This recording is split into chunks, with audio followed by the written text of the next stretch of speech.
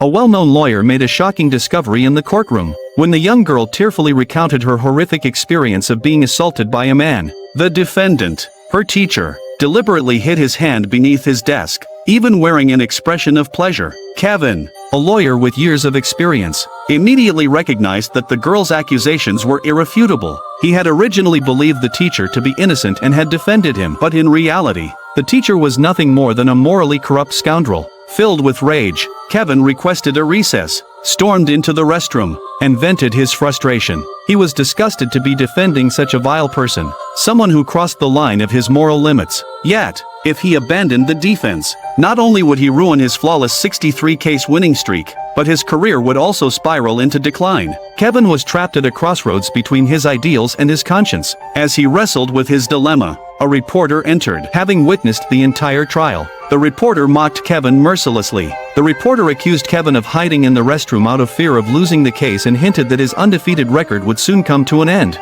making him the laughingstock of the legal community. The sharpness of the reporter's words cut deep, triggering Kevin's pride and vanity. Soon, his conscience was consumed by ambition, and a chilling smile crept onto his face. When the trial resumed, Kevin came out firing on all cylinders. He presented evidence of the girl's disruptive behavior at school, her habit of vandalizing teachers' property, and her constant viewing of forbidden films. He claimed the teacher had only punished her after discovering these actions, and that the girl had fabricated the sexual assault story out of resentment. With his eloquent and persuasive words, Kevin turned a sympathetic victim into a malicious liar. The jury unanimously found the teacher innocent, and the case ended with a not guilty verdict. Afterward, Kevin celebrated at a bar with his wife and friends, basking in the thrill of maintaining his perfect record. Just as he was enjoying his victory, one of New York's top law firms approached him, offering a new job. They didn't need him to be a defense lawyer just to help select jurors. At first, Kevin thought it was a joke from a friend,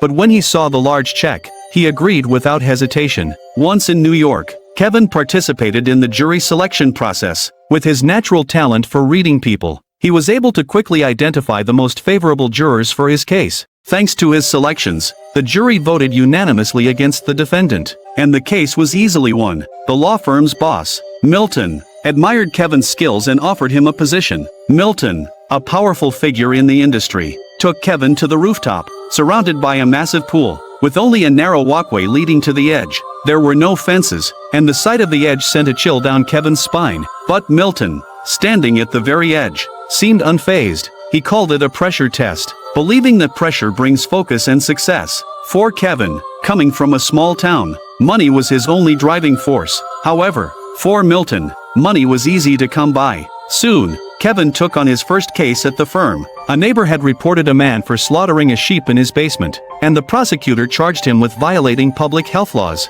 It seemed like a case he was bound to lose, but Kevin knew it was a test from Milton. Winning or losing this case would determine whether he could make a name for himself at the firm. Kevin threw himself into the case, working day and night, while his wife busied herself with renovating their house. At first, everything went smoothly, but as time passed, his wife grew increasingly frustrated, feeling that despite her constant work around the house, Kevin was always absent, leaving her life feeling monotonous and lacking excitement. Soon after, Kevin, using his sharp intellect, found a loophole in the Constitution. He argued that religious freedom was a right for every citizen, and used this to secure his client's acquittal. At the critical moment, the opposing lawyer was unable to respond, as though something had blocked his throat. Kevin won the case smoothly, securing his 65th consecutive victory. Milton was impressed with Kevin's performance, and Kevin felt on top of the world. Yet, Milton advised him with a heavy heart, warning Kevin not to become too proud. No matter how great you are, always stay humble and pretend to be a nobody.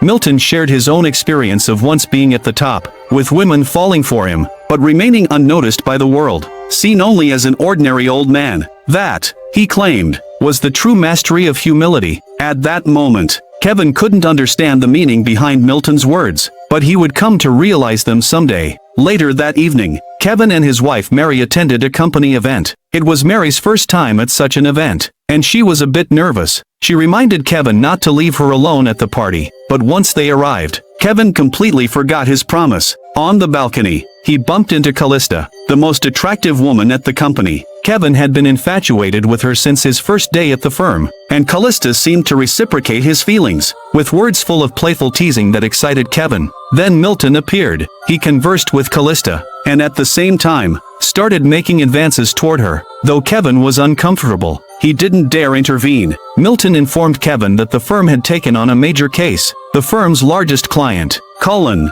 had been charged with the murder of his wife, stepson, and maid. Despite the significance of the case, Milton insisted that Kevin, a newcomer, should take charge. The general manager, fearing Kevin's talent might overshadow his own, suggested a more experienced lawyer handle it, but Milton stood firm, insisting Kevin be the one to take the case. Kevin was grateful for the opportunity, unaware that this very case would lead to the downfall of his marriage. When Kevin returned home that night, he was eager to share his success with Mary, but she was still upset about being left alone at the event. No matter how much Kevin tried to explain, she accused him of lying and exploded with anger. She refused to let him sleep in their room. The cracks in their relationship were now impossible to ignore. But Kevin, obsessed with his work, couldn't care less. He was determined to win Cullen's case and cement his place as the top lawyer in New York, while Kevin focused on his career. Something strange happened to his wife. Mary had gone out shopping with a neighbor to relax, but when the neighbor changed clothes,